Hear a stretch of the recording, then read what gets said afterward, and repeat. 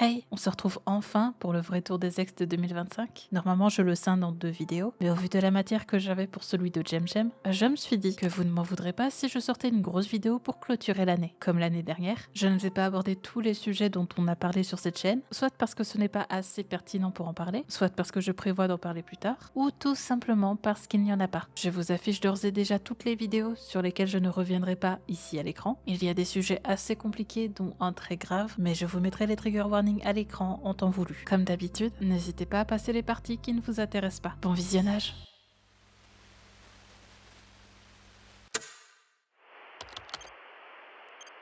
Je me disais qu'on allait commencer soft avec le retour d'Acacia Kersi sur YouTube début de cette année. Pour rappel, Acacia s'est fait connaître sur les réseaux quand elle était adolescente, principalement sur Tumblr, et qu'elle a fait l'objet de plusieurs controverses. Abandon d'animaux et négligence de ses enfants, ce qui a résulté en une vidéo où on voit son bébé sur le toit de sa voiture et une de ses filles malades laissée seule sur une nappe de pique-nique. Acacia avait répondu dans une série de TikTok pour partager ses problèmes, et j'en profite pour rappeler que le principal souci reste le père qui a abandonné les 3 enfants, dont un bébé et un enfant malade. Il est bon aussi de se souvenir que rien ne serait arrivé si ce gars avait tenu ses responsabilités, déjà qu'il est 6 ans plus vieux qu'Acacia, et qu'il l'a approché à peine majeur. Dans ses TikTok, Acacia avait fini par dire qu'elle continuerait tout de même les réseaux. Creating is something that brings me joy and has always brought me joy, and so I have no plans on letting anybody tell me where I can and can't be.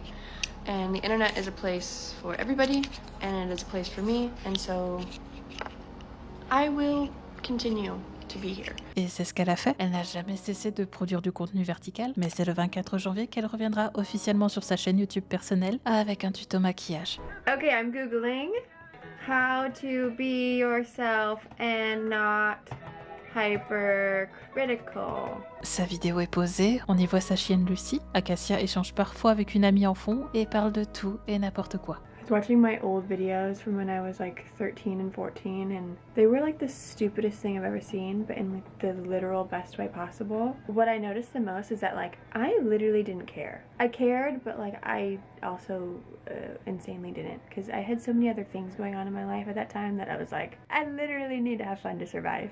And so I loved that for her. Le ratio like-dislike est plutôt bon, et je me demandais en combien de temps j'allais tomber sur un commentaire négatif, et il y en a. Tu as abandonné tes enfants sur le bord de la route. Tu n'as absolument pas le droit de revenir et de faire comme si rien ne s'était passé. Tes fans ne sont rien d'autre que des complices de maltraitance d'enfants. Je posterai ce commentaire sur toutes les vidéos que tu posteras. Ah, elle a presque 30 ans et continue d'agir comme si elle était encore dans le coup. Mais ce n'est plus le cas. T'es désespérée, t'es une mère horrible, et tu essayes de gagner de l'argent grâce à OF. Quitte internet pour de bon cette fois-ci. J'ai vérifié, et oui, elle a un compte OnlyFans, et non, je l'ai pas payé. Mais est-ce que c'est grave? À titre personnel, je trouve pas. Toujours est-il que la plupart des gens sont ravis de son retour, en dépit du fait qu'après cette vidéo, Acacia n'ait posté que 2 vlogs. Dans le premier, elle explique ses difficultés à trouver un travail classique, vu qu'elle s'occupe de ses 3 enfants, et que l'état de santé de Rosie fait qu'elle doit être disponible en permanence. Hi guys, it's Acacia, and welcome back to my channel. It's been a moment. My main goal with bringing vlogs back is to really, document my life, document beautiful moments that I am experiencing, and documenting things that really bring me joy and that make life worth living. I applied to be a barista and to work at the record store and a few other places. I quickly found out that that's not really plausible for me at the moment, because while I do have like some days with like a lot of free time because of school, I also have to be readily available at any given time because of the different needs of one of my children. I have to show up at school frequently, and while appointments and showing up at school only take an hour during the day or less than an hour, the fact that I am a single parent and I am doing it by myself, I am the only one that is available to show up, and I have to remain available, which makes things really difficult in terms of someone hiring me. Elle n'entre pas trop dans les détails non plus. Elle a décidé de garder ses amis et sa famille privée. On la voit chanter, jouer et parler avec ses enfants sans qu'ils ne soient physiquement présents à la caméra. En commentaire, il y aura toujours des gens pour lui dire qu'elle a l'air fausse. Mais à titre personnel, je trouve ces nouvelles vidéos relaxantes et sympas à regarder. On reprochait à Acacia de ne pas s'occuper de ses enfants, alors que si ce qu'on voit est naturel, elle s'en occupe presque tout le temps. Et le reste du temps, ils sont à l'école. Dans ses vidéos, Acacia n'est jamais vraiment revenue sur les controverses, même si elle avait l'air de le vouloir. Again, I know a lot of people have a lot of questions. I'm sure that I will get into them. Mais à mon sens, c'est peut-être mieux ainsi. Même si on ne sait pas ce qu'il se passe réellement chez les gens une fois la caméra éteinte, elle semble évoluer normalement dans sa vie de maman de 3 enfants, avec les craintes et les doutes qui s'accompagnent. All I know is that I want to be a good mom and I want to be a good friend and I want to fall in love and live on a farm. And I think I'll get there one day. It just feels like I should have already been there, so I hope that my mistakes aren't too big. Après le mois de mai, Acacia a cessé de poster sur YouTube, mais elle est toujours active sur TikTok et Instagram. Il y aurait d'autres détails de sa vie amoureuse visibles dans certaines vidéos, mais je vous laisse aller voir de vous-même si ça vous intéresse. I want to show people, and I also, as a reminder to myself, when I rewatch things or look back at photos, like I want to remind myself of, like, this is why we're here. De retour à quelque chose d'un peu plus positif, je vous avais parlé de FouziTube en avril de cette année. Fouzi était un youtubeur prank, puis un boxeur, un gars qui streamait sa vie 24 heures sur 24, avec les inconvénients qui vont avec. Miami, Florida. Hold up. I want to show you my collection. I have his address and I have his phone number, man. My life is in danger. You want to be connected to the correct police department? I also don't want to die. I'm a live streamer. My life is on stream 24/7. Okay, so the person is not there with you, but they're calling you and making threats. I'm in a hotel room. Nobody knows my location. He called my hotel room number on his own. Do you get it now? Send the cops. There's a gun to my head right now. There's a gun to my head. Help, ma'am, he left. Ma'am, he left. There's a gun to my head. Help, get them. Help, bye. Ma'am, Intercontinental, what's my room number? Help, tell me. 2027. That's what I have to do to get help. À la fin de ma vidéo, je vous parlais du bankick et de Fouzi, et je ne me rends compte seulement maintenant que la personne dont j'affiche un extrait est en fait Sam Pepper, mais ne vous en faites pas, on va revenir sur lui juste après. Début 2025, Fouzi était revenu sur sa chaîne YouTube avec une vidéo de fausses funérailles pour promouvoir son album de rap et sa tournée. Et je vous rassure, cette histoire se termine mieux que les autres. Au mois de mars, Fouzi va se lancer un énorme défi, le ramadan couplé à un jeûne de 30 jours avec que de l'eau, du café noir et des électrolytes, sans la moindre interaction, et une interruption brutale de la cigarette électronique, le tout en streamant 24 heures sur 24. It has officially been 72 hours since I've eaten my last meal. Like literally, I know it's Ramadan right now, so from sunrise to sunset, I'm not allowed to drink or eat anything anyways, but to break my fast, I've only allowed myself to have water, black coffee, and electrolyte powder. I'm not even close to finish because when I started this, I said I was doing it for a full 30 days. And in case you're one of the people who think this is impossible and you don't believe me, I challenge you, go ahead right now, click the link in my bio. You will see me live. I am live 24/7 for the full 30 days so people can verify that I have not eaten anything. But the hardest thing of it all has been quitting vaping because I didn't taper down. I don't have nicotine gum. I don't have Zins. I don't have patches. I have nothing. How many days do you think it's going to take until A, I quit or B, I go crazy? Comment down below. Il va de soi que c'est super dangereux, d'autant plus en mêlant tout ça avec le sevrage et son trouble bipolaire que j'abordais dans ma vidéo. Malgré cela, il parviendra à accomplir son défi de 30 jours et enchaînera les vidéos sportives. Mais tout ça n'est pas sans raison. Cette année, Fouzi s'est lancé dans les compétitions de bodybuilding. Ses réseaux graviteront autour de ce nouvel objectif et ce n'est pas une mais 2 compétitions qu'il remportera. Yo, it's been the most insane journey ever. every day in the gym, every meal prep, look, we did it. First place, y'all, we did it. I love y'all. Thank y'all so much for all the support. I can't wait to show y'all how everything went down. We literally did it. Let's go. Sur le côté, Fouzi propose désormais des coachings personnels pour accompagner les gens dans leur transformation physique, avec des calls de 30 minutes à 172 €, mais aussi une application pour des entraînements à 25 $ par mois. Je ne suis clairement pas la cible de son contenu, mais je dois avouer que je préfère clairement ce rebranding au moment où il criait en marchant sur l'autoroute, ou quand il allait se battre en soirée avec d'autres streamers kick. Sur YouTube, Fouzi a retiré ses dernières vidéos, son rap, pour ne laisser que ses combats de boxe, et upload les vidéos retraçant ses concours de bodybuilding. Sur les réseaux, ses vidéos se résument maintenant à le voir s'entraîner, manger et promouvoir son programme sportif. Et il ne semble plus actif sur Kick, ni sur d'autres plateformes de streaming. Vu que j'en parlais un peu plus tôt, revenons sur Sam Pepper, ce fameux ancien youtubeur prank, accusé d'agression sexuelle, le même gars qui a sorti plusieurs pranks problématiques et qui filmait des enfants dans des cimetières en Thaïlande. Et à l'image de Jack Doherty, c'est la personne sur laquelle vous m'avez le plus tagué au fil des mois. Mais revenons d'abord en septembre. À la sortie de ma vidéo, je vous indiquais que Sam avait organisé une sorte de télé-réalité, inspirée de Big Brother, où des streamers qui vivaient dans une maison filmée par des caméras. Ce show n'a pas duré plus que quelques semaines. La plupart des participants considéraient perdre trop d'argent et ont fini par partir. Mais vous avez peut-être vu passer récemment des nouvelles de Sam, fraîchement reparti dans des pays étrangers pour foutre la merde. Cela n'a pas raté car le 20 octobre dernier, lors du Diwali, le festival des Lumières en Inde, Sam a tiré un feu d'artifice dans la rue et a blessé une gamine. Oh my god! Oh my god! Headshot! Je vous floute une partie car je ne sais pas à quel point YouTube est tatillon là-dessus. Mais au début de l'extrait, pour moi, on voit que Sam vise le groupe d'enfants dans le coin. Donc je veux bien que ça soit une tradition, que les accidents ça arrive, mais j'ai du mal à ne pas avoir une réelle tentative de les toucher. D'ailleurs, des clips enregistrés quelques jours plus tôt montraient déjà que Sam savait à quel point les pétards étaient dangereux. Go, go, go, go, go, go! Go! Fuck! Oh my fucking god! Ce soir, j'étais en Inde avec un grand groupe qui s'amusait à lancer des petits pétards. Ça me semble stupide maintenant que j'écris ces lignes, mais l'une des membres du groupe d'en face a été touchée par un pétard que j'ai lancé et s'est fait une coupure au-dessus du sourcil. Je me sens très mal. Nous avons envoyé quelqu'un avec elle pour qu'elle se fasse examiner et nous avons pris en charge tous les frais. Elle a reçu des points de suture et est maintenant rentrée chez elle. Et c'est là que les deux versions diffèrent. D'un côté, Sam affirme que ce n'est qu'une coupure. Je sais pas, on dirait que quelqu'un a perdu un œil. Ouais, ce type en faisait des tonnes, mais je me sens quand même très mal que quelqu'un ait été blessé. Heureusement, ce n'est qu'une coupure. De l'autre, des gens sont allés trouver la famille de la petite pour avoir leur version.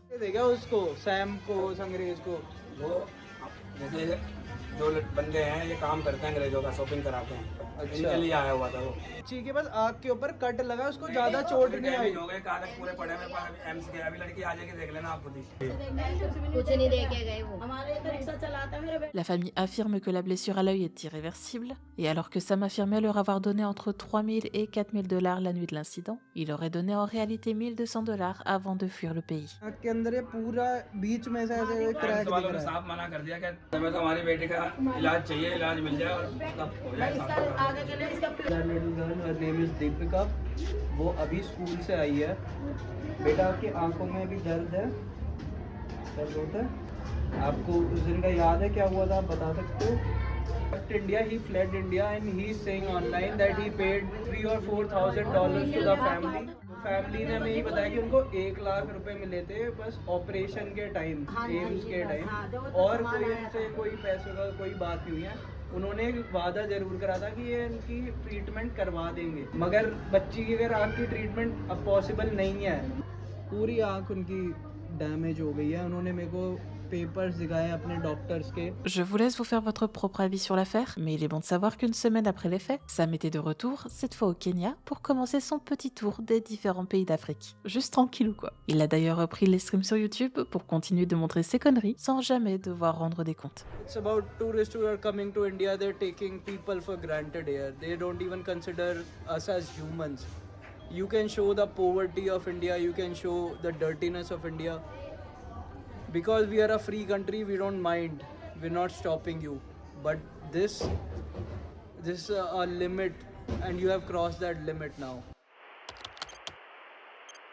On va passer sur quelque chose de plus léger. Au cours de cette année, je vous ai proposé des contenus francophones sur lesquels je vais revenir dans cette partie. Tout d'abord, ma vidéo sur Alexandre Ferrero, un entrepreneur qui faisait des TikTok pour dédiaboliser les petits patrons. Mon rôle aujourd'hui, c'est d'essayer de faire évoluer les mentalités dans le bon sens. Avec pour seul objectif, c'est que salariés et patrons ne soient plus dans l'opposition, mais dans la discussion. La plupart des salariés se plaignent de leur patron, mais j'ai envie de leur répondre, si vous n'êtes pas content, pourquoi vous n'allez pas voir ailleurs? L'heure que je proposais à mes salariés était de 9h à 18h. Mais j'ai jamais compris ceux qui avaient déjà leur manteau sur eux à 17h50 et qui regardaient leur montre. Il y a un truc qu'il faut savoir, c'est que quand on a une petite boîte de 4 collaborateurs, on ne peut pas agir de cette façon-là. Et évidemment qu'il faut respecter le contrat de travail et je suis promis à le faire. Dans une boîte qui fait 500 collaborateurs, aucun problème, pas de souci. Mais quand la réussite d'une petite entreprise repose sur l'investissement des salariés, là c'est un problème. J'avais un salarié qu'on venait juste de recruter, ça faisait une semaine qu'il était là. Et je me souviens qu'il se faisait former par une de mes collaboratrices. Et pendant qu'elle était en train de le former, il a pris son manteau à 18h pile pour rentrer chez lui. On s'est regardé avec ma collègue et on n'a rien compris de ce qui venait de se passer. Encore une fois, oui, c'est important de respecter les contrats de travail. Mais moi, je suis le genre de patron qui n'hésite pas à faire des cadeaux à mes collaborateurs alors que c'est même pas inscrit dans le contrat. En vérité, cette vidéo c'était un test pour moi, pour voir si vous, qui regardez ma chaîne, accepteriez de voir d'autres types de contenus. Et je pense que c'est un oui. La vidéo a un des ratios like-dislike le plus bas de ma chaîne, mais cela s'explique par le fait que je donne directement mon avis en vidéo, là où d'habitude je le diluais davantage dans les dramas. J'ai eu pas mal de commentaires, à la fois qui allaient dans mon sens avec des anecdotes d'entreprise et de managers pas dingues, et de l'autre des patrons qui n'étaient pas d'accord, mais qui l'exprimaient bien. À nouveau, cette vidéo était teintée d'une partie de mes expériences professionnelles, mais j'ai trouvé ça bien de varier un petit peu, même si je sais que la plupart d'entre vous êtes juste là pour le drama anglophone. En ce qui concerne Alexandre Ferrero, je n'ai jamais eu de contact avec lui, mais il a retiré toutes ses vidéos de TikTok, mais pas que. J'ai aussi constaté qu'il avait retiré les posts LinkedIn où il parlait de son enfant, et à l'heure actuelle, il a juste l'air de gérer son entreprise dans son coin. Bien sûr, le but de ma vidéo n'était pas qu'il retire la sienne, et j'espère que c'est de sa propre envie qu'il l'a fait, et pas par des insultes qu'il aurait pu recevoir. Si c'est le cas, je tiens à présenter mes excuses, parce que même si je ne peux pas contrôler les gens, je ne cautionne clairement pas ce genre de comportement. Ensuite, au mois de juillet, je suis revenue avec une vidéo sur une formation pour trouver l'amour. Enfin, combattre la dépendance affective en réalité. Je savais pas trop comment la vidéo serait accueillie, c'est un peu la surprise avec ce genre de contenu, mais j'ai vu que certains avaient vraiment cru que je vendais une formation de ce genre, et c'était à la fois drôle et un peu désespérant, je vais pas le cacher. Et c'est aussi pour ça que j'ai rajouté « non » dans le titre. Dans ma vidéo, j'ai abordé la formation de Sigrid pour vaincre la dépendance affective, autant sur les incohérences dans la forme avec le prix qui fluctuait, autant que dans le fond avec l'interprétation des études sur les sites de rencontres. Sans compter les 43% d'hommes qui sont déjà en couple. Mais ce nombre il peut varier entre 42 et 43 en fonction des humeurs de Sigrid. Sache que 42% des hommes qui sont sur les applis sont déjà en couple. Alors déjà, 42% des hommes qui sont inscrits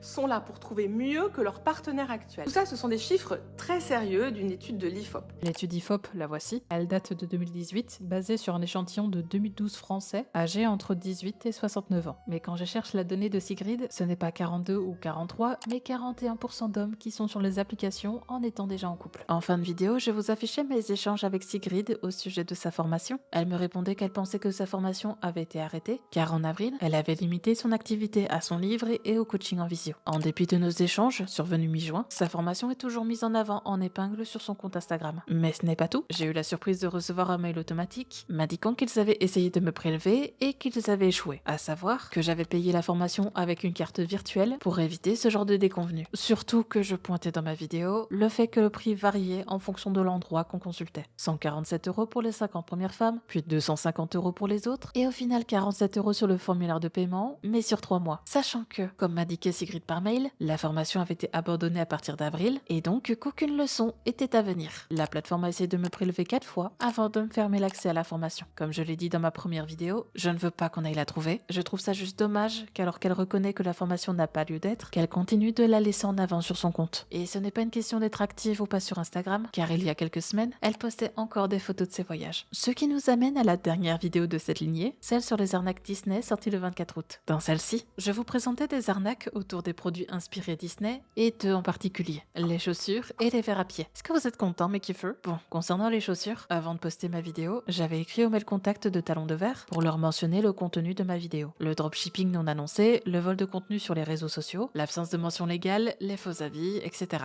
La seule réponse à laquelle j'ai eu droit, et je m'y attendais, c'est de me faire bloquer sur leurs réseaux sociaux. Bonjour, je vous recontacte concernant mon mail ci-dessus. Si j'en crois le blocage sur TikTok, vous avez bien vu mon mail. Je vous informe que les éléments indiqués ci-dessus seront repris dans une vidéo qui viendra bientôt sur ma chaîne YouTube et sera adaptée pour TikTok. Je comprends tout à fait votre désir de ne pas répondre à mes interrogations et respecte ceci. Bien à vous, Cléor. Ils ont bien évidemment continué de voler les vidéos de Courtenay et ils ont aussi rajouté des chaussures dites Disney. Concernant les verres à pied, Cocon Magique n'existe plus. La boutique Shopify a été fermée, mais est-ce que pour autant ça veut dire que le propriétaire a compris les problèmes pointés dans ma vidéo? Si j'en parle, c'est que c'est non. La personne se dit « Mince, on m'a chopé, je vais fermer ma boutique, prendre un autre nom et ce sera bon. » Et comme ça, vous pouvez dire bienvenue à Valorix Store. Comment je le sais? Parce que le gars, il a gardé les anciennes vidéos, ce qui fait que si on va dans mes sources et qu'on prend en lien Cocon Magique, on arrive sur ce compte. Ça bio renvoie vers un site qui n'existe plus, mais qui à l'époque vendait des personnages médiévaux Lego et s'inventait des nouvelles histoires où il était poursuivi par la police pour avoir fabriqué des Lego magnétiques. Il a arrêté d'alimenter le compte depuis octobre, donc on pourrait s'imaginer que c'est fini, sauf qu'en faisant mes recherches, je suis tombée sur un autre compte. Voici Armurion, créateur de Lego aimanté, fait main par un passionné. Il s'est mis à poster depuis octobre, et bizarrement ce sont les mêmes vidéos. Ce serait fou que ce soit la même personne. Comme d'habitude, parfois c'est le fils qui fabrique, parfois le grand-père, mais pas toujours le même grand-père, pour vendre des décorations à 25 balles alors qu'elles coûtent moins de 5 € sur AliExpress. Mais ce prix est justifié par le fait qu'il prend 1 heure pour les faire. Et là j'entends tous les artisans explosés. Je sais que certains ont trouvé ma vidéo pas pertinente parce que je ne parle que de dropshipping, quelque chose dont énormément de créateurs ont déjà parlé avant moi. Mais mes vidéos ne sont pas là pour révolutionner quoi que ce soit. Si j'ai envie de parler d'un phénomène que tout le monde connaît, je continuerai de le faire parce que j'en ai l'envie. Et je me dis que ce n'est pas parce que la majorité sait ce qu'est le dropshipping que je ne vais pas en parler. Imaginons un instant que 99% des vues sur ma vidéo proviennent de personnes qui connaissent le dropshipping et les techniques frauduleuses dont je parle. Ça veut dire qu'1% ne le sait pas, et 1% à l'échelle de ma vidéo, c'est 800 personnes. D'ailleurs, si je peux vous présenter quelques vrais créateurs, je suis tombée sur l'atelier de Joséphine qui réalise des bijoux en live. Là, vous êtes vraiment sûr que c'est elle qui les fait. Je peux aussi vous présenter Octoper, une artisane qui fait des créations à partir de pâte à modeler et qui montre son travail à travers ses contenus verticaux. Et pour finir, un autre créateur qui est apparu dans mon algo et qui ne l'a jamais vraiment quitté, c'est Just Glassite, qui travaille vraiment le verre en fusion pour des créations juste magnifiques. Et n'hésitez pas à partager vos artisans préférés dans les commentaires, car parfois il suffit juste d'un petit coup de pouce pour faire découvrir leur travail.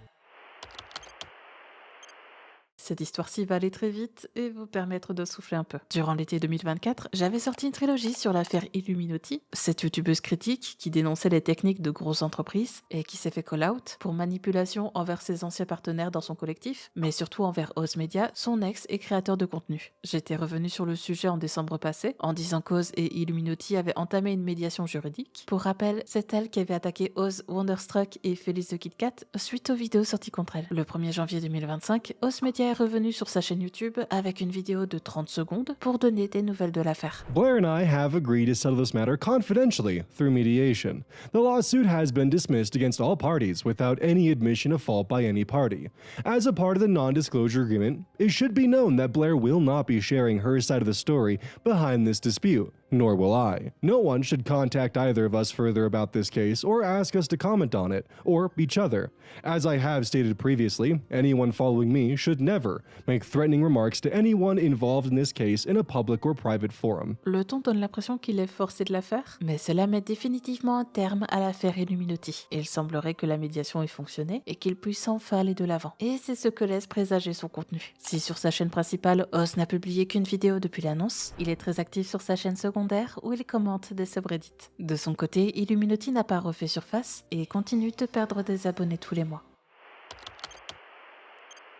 The Completionist, c'était la 3e vidéo de ma chaîne. Ça nous remonte à janvier 2024. Si vous n'avez pas suivi cette histoire, en novembre 2023, le youtubeur gaming The Completionist, aussi appelé par son prénom Girard, a été accusé de fraude à la charité. Il organisait chaque année un événement caritatif appelé Indieland pour mettre en avant des éditeurs de jeux indépendants et reverser les dons au profit de la recherche contre la démence. Les dons étaient récoltés pour la fondation Open Hand, créée par la famille du youtubeur, en hommage à sa mère décédée de cette maladie. Après l'édition de 2023, les youtubeurs Carl Jobst et Some Ordinary Gamers ont sorti des vidéos pour dénoncer le fait qu'aucun don de la fondation n'avait été reversé à la recherche, en se basant non seulement sur les déclarations fiscales de la fondation, mais aussi sur le discours de Girard en interne. Notified that the money was sitting there the whole time?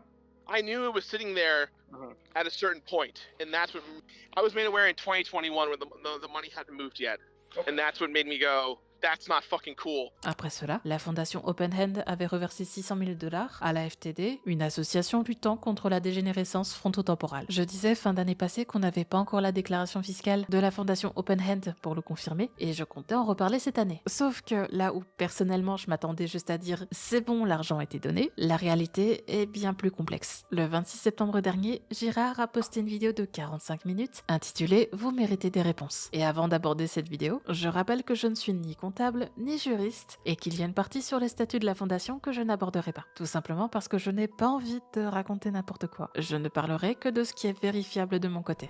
Hey everyone, my name is Gerard Khalil. In 2012, I started my YouTube channel That One Video Gamer, and for the last 13 years of my life, I have been completing games and making a lot of videos about the things that I absolutely love. On November 13th, 2023, two content creators named Carl Jobst and Mutahar Anas made videos detailing on how my family's charity, the Open Hand Foundation, had not made a contribution since its founding, despite numerous fundraisers and misleading statements by myself about charitable partners. Girard annonce au début que la fondation Open Hand a fait l'objet d'un audit, et selon lui, cela fait suite aux vidéos de Carl et de Mutahar. I was being accused of embezzlement and charity fraud, with Carl and Mudahar directing their viewers to report my family's charity to the authorities, prompting a criminal investigation by the Department of Justice. We were informed that the investigation officially wrapped up in the fall of 2024. La raison pour laquelle il avait gardé le silence, c'était qu'il attendait la fin de cet audit, mais qu'actuellement le dossier traîne. Il présente ensuite ses excuses et est prêt à donner des explications. However, even if we never broke the law, serious moral mistakes were still made by myself and the foundation. The Open Hand took far too long to donate. We never explained why it took so long until after everyone called us out. And I lied about this for all of Indieland's years, both knowingly in 2023 and unknowingly in all the years before. To my viewers and donors, friends, and collaborators, I am so sorry for hiding the truth. It was selfish, full stop. I want you all to have the context as to how everything happened, but nothing I've said so far is an excuse, and neither is anything else in this video. All of this is on me. My goal always was to make sure this money got donated to the right place as quickly as possible. And I'm immensely thankful that it got done. Il repart de la création de la fondation, le décès de sa mère, et il raconte que la fondation Open Hand est née de la frustration ressentie lors du décès de sa mère, car le fait de donner son corps à la science n'a pas fait avancer les choses comme il l'espérait. Before my mom passed away, my family was assured of how incredibly helpful her donation would be and what a difference it would make to the research. Well, imagine our frustration when, after donating our mom's brain and spinal cord, along with several thousands of dollars, we were told that her body parts were pretty much useless by a staff of completely different people that we didn't even know anymore. It made my family feel like we had just given away my mom's body parts for nothing, with the contribution feeling more like a feel-good courtesy than a worthwhile sacrifice. This is where the Open Hand Foundation began, and with it, the need for knowing how charitable contributions actually get spent. Normalement, j'aurais coupé ce genre de détails, mais ce sera important pour la suite. Indieland a été créé par Girard en 2018, et pendant 5 ans, il a organisé ce marathon caritatif, mettant à l'honneur des jeux indépendants, mais ce n'est que fin 2022, à la fin de la 4e édition, qu'il aurait découvert que l'argent récolté était resté sur le compte bancaire de l'OHF. After we finished our 5th show in November of 2022, I spoke with my family about all the good we were doing, and I really wanted to get a representative from one of our charity partners to come and speak at Indieland 2023. Only then did I learn that the Open Hand Foundation had never made a contribution since its founding, and there were no official partners. All the money was sitting there, untouched and accounted for, ready to be donated. Gérard précise qu'il était en désaccord avec sa famille, que lui voulait qu'une donation soit faite tout de suite pour respecter sa parole envers les donateurs. Et la raison de cette attente reste la même qu'évoquée dans ma vidéo, le fait de faire une donation dite restrictive, en justifiant ce choix par l'impossibilité de tracer les dons si le montant n'était pas suffisant. En gros, il reproche aux institutions de refuser de tracer les dons s'ils ne font pas une donation conséquente. There was a massive disagreement between myself and my family. I personally thought it was important that the money be donated right away. Meanwhile, my family's perspective was very different than mine. They had been negotiating with several organizations to establish contracts to take a bulk sum of money as a restricted donation. These conversations revealed that many of these potential organizations were happy to take the money, but didn't want to track what they saw as a low sum compared to the 6 to 7 figure amounts they were used to receiving from mostly corporate interest groups. After a lot of tough conversations over the years, my family settled on a goal of raising $1 million before donating. Puis il revient sur ses contacts avec Mutahar et Karl Jobst, qu'il avait paniqué quand ce dernier avait contacté la fondation, mais aussi quand il a fini dans un appel groupé avec les deux fin 2023. My heart stopped when I saw an email to the Open Hand Foundation came from a one Karl Jobst. I'm very familiar with Karl's work, as he had been known at the time to be a groundbreaking creator that claimed to take down cheaters, liars, and scammers. And I knew what was coming next. A few days later, on November 10th, I received a message from another creator, Mudahar Anas, also known as Some Ordinary Gamers. Mudahar never once asked about the laws or regulations that Karl had asked about, so I had no reason to think they were collaborating together. I hopped on the call, assuming that this would just be the two of us, until my surprise, I saw Karl join. The rest of what's publicly available to all of you is essentially me having a panic attack while trying to be transparent with two creators I respected at the time, all at the behest of throwing my friends and family under several buses. Les vidéos finissent par sortir, les institutions avec qui il discutait auraient décidé de couper contact avec l'OHF, toutes sauf la FTD avec qui ils parviennent à communiquer le lendemain du scandale. Mudahar and Karl released their videos, and the story was broken. It made donating even more important, but even more difficult due to the new online reputation of the Open Hand Foundation and myself. Many of these organizations we'd been speaking with suddenly wanted nothing to do with us. Thankfully, my brother and I were able to secure a meeting with AFTD the very next day. D'où le fait que quelques semaines après les vidéos de Carl et Mutahar, un don de $600 000 était reversé par l'OHF. And by November 29th of 2023, the Association of Frontotemporal Dementia received $600,000 from the Open Hand Foundation. Soon after this donation was made, I resigned from my role on the board of directors, ending my relationship with my family's efforts in the Open Hand Foundation. Gérard insiste, les revenus récoltés par Indieland, soit $459 129,90 sont compris dans cette donation. The main priority for me was at the very least the $459,129.90 raised by Indieland donors would finally go to the original cause of dementia research in honor of my mother. Après le drama, Gérard a perdu beaucoup de ses contacts dans le milieu, il a dû licencier des employés et ne comptait pas revenir sur YouTube. Il indique d'ailleurs que sa fameuse vidéo d'explication du 9 décembre avait été contrôlée par une ribambelle de professionnels qui lui avaient tous conseillé de ne pas s'étaler comme il le fait aujourd'hui. Puis Gérard va se justifier sur les montants d'Indieland en présentant des tableaux Excel et précise que les revenus Twitch ont bien été compris dans la fameuse somme de $450 000.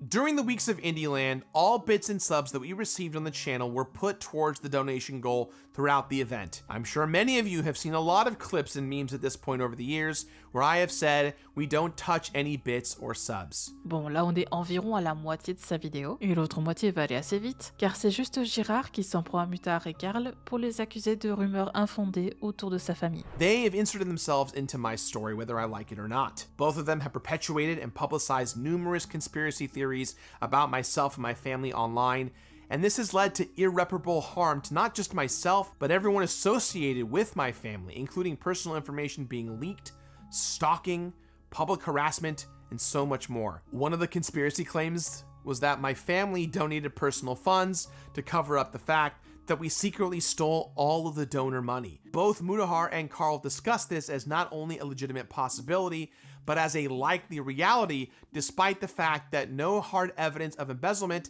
has ever existed. An even more outrageous conspiracy tries to allege that my dad poisoned my mom in order to not just worsen her condition, but maybe even cause her diagnosis in the first place. These were particularly nasty conspiracies that I wanted to address in my initial response video from December of 2023, where I shared my mom's autopsy report to prove that yes, she did live and die with frontotemporal dementia. Gérard ajoute à l'écran plusieurs remarques qu'aurait eu Carl sur un serveur Discord public au sujet de sa famille, comme une histoire disant que sa mère voulait divorcer et que son père aurait refusé sauf si elle acceptait de voir un médecin et que c'est là qu'ils ont découvert qu'elle était malade. Après ça, Gérard justifiera d'avoir quand même organisé Indieland 2023, sachant pertinemment que l'argent n'irait pas directement à la cause, juste pour ne pas ruiner les efforts de toutes les personnes ayant travaillé autour de l'événement. I should have just partnered with the organization directly, made things right from the beginning, and not cared about restricted donations or where the money was going. I also should not have gone ahead with Indieland in 2023. The show had taken a life of its own because it finally was receiving the notoriety for all of our team's hard work,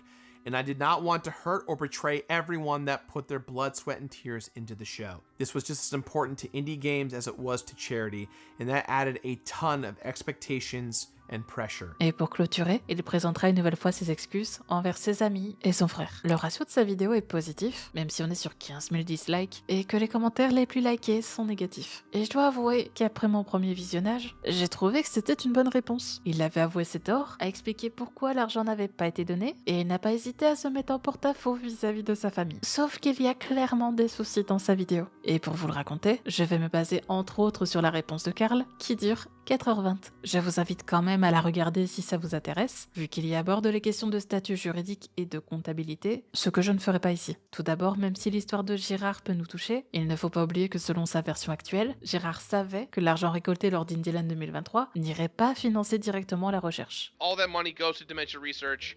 We don't touch any of it. À plusieurs reprises, il va mentir délibérément aux spectateurs dans le but de récolter de l'argent, ce qui reste répréhensible. We are raising money for dementia research in honor of my late mom, trying to help folks who've been impacted by dementia, working with organizations like USF, FTD Association of America, Alzheimer's Association of America, and so many more. Il a eu 1 an pour prendre la parole sur cette donation restrictive, 1 an pour dire qu'il fallait un certain montant pour pouvoir tracer les dons, et il ne l'a jamais fait. Ce que Karl m'a fait remarquer avec sa réponse, c'est que Gérard ne va jamais prouver ce qu'il avance. On n'a aucune trace des fameux échanges au fil des années, prouvant que les institutions refusent de tracer les dons. Il aurait suffi au minimum d'un email, mais on n'a rien du tout. Et même là, j'ai envie de reprendre un passage de ma vidéo qui contredit l'histoire de Gérard. You weren't notified that the money was sitting there the whole time? I knew it was sitting there at a certain point. I was made aware in 2021 when the money hadn't moved yet. And that's what made me go, that's not fucking cool. Attendez une seconde. Donc Girard savait depuis 2021 que l'argent récolté ne bougeait pas du compte? Il était au courant depuis quelle année? 2021 ou 2022? After we finished our 5th show in November of 2022, I really wanted to get a representative from one of our charity partners to come and speak at Indieland 2023. Only then did I learn that the Open Hand Foundation had never made a contribution since its founding, and there were no official partners. Karl remettra aussi en doute le fait que l'OHF ait fait aussi rapidement un don de $600 000, à peine 2 semaines après la sortie des vidéos, alors que ça faisait visiblement plusieurs années qu'il n'y arrivait pas. Gerard had been having talks with all of these organizations for the entire year, discussing God knows what, or doing God knows what, and refuses to show any evidence for any of this. Thankfully, my brother and I were able to secure a meeting with AFTD the very next day. The very next day. Is this supposed to be a coincidence? What was Gerard doing the entire year before this? Gerard was already lying about working with the AFTD specifically. You know, Alzheimer's Association of America, University of San Francisco, Association for FTD, which is what my mom had, FTD. So what changed? Did they refuse to have a meeting before our videos, but suddenly changed their minds mysteriously for no reason? Why couldn't you get a meeting beforehand? Et les arguments suivants m'ont définitivement convaincu que Gérard mentait. Dans sa vidéo, Gérard explique sa frustration envers l'Université californienne de San Francisco, ou l'UCSF. C'est d'ailleurs l'établissement dont il était question dans le mail de Jacques Khalil, le frère de Gérard, quand il demandait à Karl s'il avait des idées d'organisation ou reverser les dons. Avant notre enregistrement officiel en tant que fondation, nous avons fait don de partie du corps pour la recherche et avons apporté des contributions financières à une institution qui, à notre avis, ne faisait pas suffisamment de progrès dans la lutte contre ces maladies débilitantes. Cette expérience nous a appris l'importance d'une réflexion approfondie dans nos partenariats et c'est la raison pour laquelle nous continuons à chercher un partenaire et un destinataire approprié pour nos dons. On comprend donc par là que la famille Khalil n'a jamais eu l'intention de donner cet argent à l'université. Alors pourquoi les présenter durant des années comme un des principaux bénéficiaires? We're soon going to be partnering up with the Alzheimer's Association, currently working with the University of San Francisco, and we're kind of one of their main funding support partners. On their benefactors page, they listed the UCSF, stating above, the Open Hand Foundation supports the following organizations in their research and support for FTD and other benevolent causes. This was obviously a lie. Et maintenant que je vérifie, cette capture que vous voyez dans ma vidéo n'est plus disponible sur le site de l'Open Hand. Au vu des presque 2 ans qui séparent ma vidéo et celle-ci, je n'ai plus les enregistrements d'écran, mais je suis certaine que c'était encore disponible début 2024 quand j'ai monté ma vidéo. Autre détail relevé par Karl, c'est que sur une autre page du site, il citait un certain David Kessler, les remerciant pour les dons faits à l'université de San Francisco. Même David Kessler, qui n'occupait plus de poste à l'université depuis le 13 décembre 2007. On their Our Story page, they quoted David Kessler saying, I am deeply grateful for your recent gift to the UCSF School of Medicine. Your support of FTD and related degenerative diseases research is invaluable.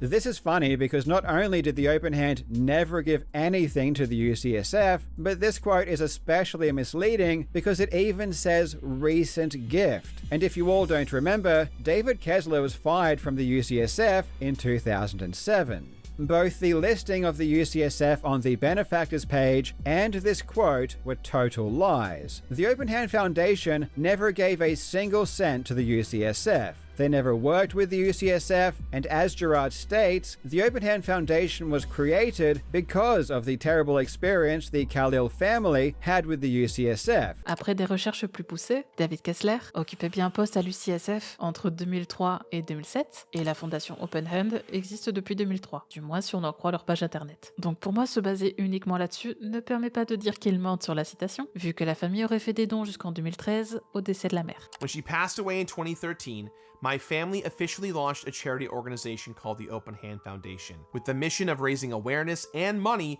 for dementia research, educational tools, and helping families. We saw a real need after the frustrations we had personally experienced working with UCSF and how they handled our contributions, both financially and with my mom's own body parts. Est-ce que c'est faux pour autant? Peut-être pas, mais est-ce qu'on doit en douter? Oui, totalement. Un point de l'histoire où Girard se contredit, c'est sur l'argent récolté par Indieland, les fameux 459 129 $, et cette somme, il l'obtient dans un de ces fameux tableaux Excel qui malheureusement ne prouvent rien du tout. Aucune facture ou document comptable n'atteste les chiffres avancés par Girard, donc techniquement ici on devrait le croire sur parole. Ici on va reprendre le tableau, et là où je suis contente, c'est qu'en 2024, je m'étais étonnée de ne pas trouver des récapitulatifs des cagnottes annuelles sur les réseaux d'Indieland. Maintenant, prenons Indieland 2022. Là doivent être comptabilisés les dons en direct, les bits, les billets pour assister à l'événement, les abonnements Twitch, les souscriptions YouTube, les super chats et le merch. Et vous commencez peut-être à voir où je veux en venir, mais quand je cherche sur les réseaux d'Indieland et The Completionist, à aucun moment je ne retrouve le montant final qui a été récolté cette année-là. Ni sur Twitter, ni sur la chaîne YouTube de Girard ou d'Indieland, qui a posté les VOD incomplètes. Le seul montant disponible, c'est celui de la cagnotte Tiltify qui reprend les dons en direct. Où sont passés les abonnements, les bits, les t-shirts, le merch. J'avais donc eu le réflexe de les prendre toutes pour obtenir le montant qui aurait dû être reversé par Indieland. Et si on additionne le tout, on obtient 513 940 $. Donc déjà différent du résultat qu'on nous donne. En décembre 2023, Girard disait que les dons avaient amorti le coût de production de l'événement. There were real production costs when it comes to running this event. We paid for flights, hotels, appearance fees, supplies, food and catering, costs of goods for merchandise, etc. Income from Twitch subscriptions and bits, along with merchandise, have offset some of the production costs. Et en 2025, il se justifie en disant que tout a été pris sur le compte de sa boîte qui organisait l'événement. In the now leaked Discord interview conducted by Carl Amudahar, I had previously mentioned that some expenses were recouped by my company via Twitch revenue or reimbursements from the foundation. It actually turns out that I was wrong. No expenses were ever claimed by my company, either through OpenHand or through the Twitch revenue. That one video gamer spent approximately $88,000 running Indieland across all 6 years. Bon, j'ai pas de réponse, donc je vais poser encore plus de questions. Là, on va prendre Indieland 2021. D'après le document de Girard, on est sur 71 500 $ de dons directs et 4 000 $ de revenus Twitch. Si je reprends la page Tiltify sur laquelle les dons étaient effectués, on a 113 000 $. Genre, même si on se dit que Girard a retiré les coûts de production d'Indieland, on n'arrive pas à cette somme. This is just donations through This is just donations. This is not including the merch sales. So to say the money is missing is simply wrong. Et je me suis dit, viens Cléor, dans tes sources, tu dois avoir les VOD d'Indieland pour voir ce qui était inclus dans les dons. Ah, et vous pouvez faire le test chez vous, les VOD d'Indieland ont disparu de YouTube. Du coup, je vais juste vous dire à quel point c'était un mensonge. Girard a toujours annoncé que tout allait à la charité, dons, bits, sub, t-shirts, merch, parfois des places pour le spectacle. Sans oublier que l'événement était sponsorisé par des marques, et que j'oublie sûrement encore d'autres choses. All bits, subs, donations, Amazon Prime or Prime Gaming subs, and t-shirt sales all go to charity. So we touch none of it. It all goes for a good cause. Sur Tiltify, on peut voir par campagne qui sont les donateurs. Donc logiquement, sa colonne dons directs devrait reprendre au minimum les dons Tiltify. Il manque clairement de l'argent. Et je vous jure, je voulais croire à son histoire. Je voulais croire qu'il voulait bien faire et qu'il s'est fait bouffer par sa famille. Je me disais même, et si on oubliait que Tiltify retenait de l'argent pour des frais d'opération, comme les autres plateformes? Mais c'est sûr qu'il manque de l'argent et que cette histoire est fausse. D'ailleurs, le $1 million, Girard l'a déjà atteint en 2022. It started out as a charity event to raise money for dementia research and raising money for charity. We've raised over almost $1 million in the last 7 years. Amazing.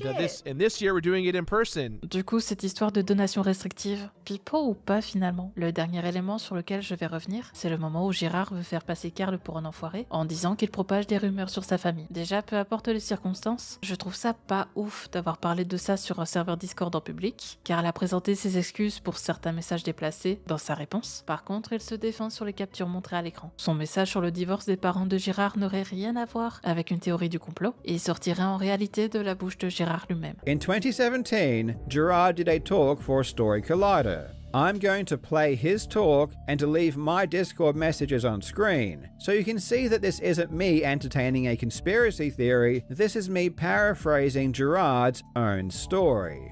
Suddenly, I, having a medical condition, was yanked out of school, and I did a tour with my mom and this stranger to all the different pastors from the West Coast to the East Coast. So after 9 months of traveling on the road, meeting minister after minister, I stole her cell phone and I called my dad and I said, I want to come home. So my mom comes back from this long trip and my mom said, I don't care, I'm sad in this relationship, I'm getting a divorce, it's over. And so my father said, you can divorce me and take everything you want as long as you go with me to the doctor. And the doctor says, your mom has been diagnosed with frontotemporal dementia. Carl prouve également qu'il n'avait nullement l'intention de parler des histoires de famille dans une vidéo, alors que c'est l'inverse qui transparaît du côté de Gérard. Je m'arrêterai ici en ce qui concerne cette fraude à la charité. The Completionist n'a pas encore répondu à Carl ni à Mutahar, dont je ne vous montrerai pas la vidéo car c'est une redite. Mutahar va jusqu'à insulter Gérard de merde et lui dire de fermer sa gueule, donc je trouve ça moyen et pas pertinent à vous montrer. Encore aujourd'hui, Carl continue de répondre aux interrogations sur le subreddit de Gérard. En ce qui me concerne, je suis désormais persuadée qu'il y a eu des magouilles là-dedans et qu'il a tellement changé de version qu'il devient impossible de savoir quand il dit la vérité et quand il ment. Et on va s'arrêter ici pour cette première partie. Mais ne vous en faites pas, la suite arrivera d'ici quelques jours et croyez-moi, il y en a encore des choses à dire. Si vous êtes arrivé jusqu'ici, je vous en remercie. N'hésitez pas à me faire vos retours dans l'espace commentaire. C'était Cléor, à une prochaine fois.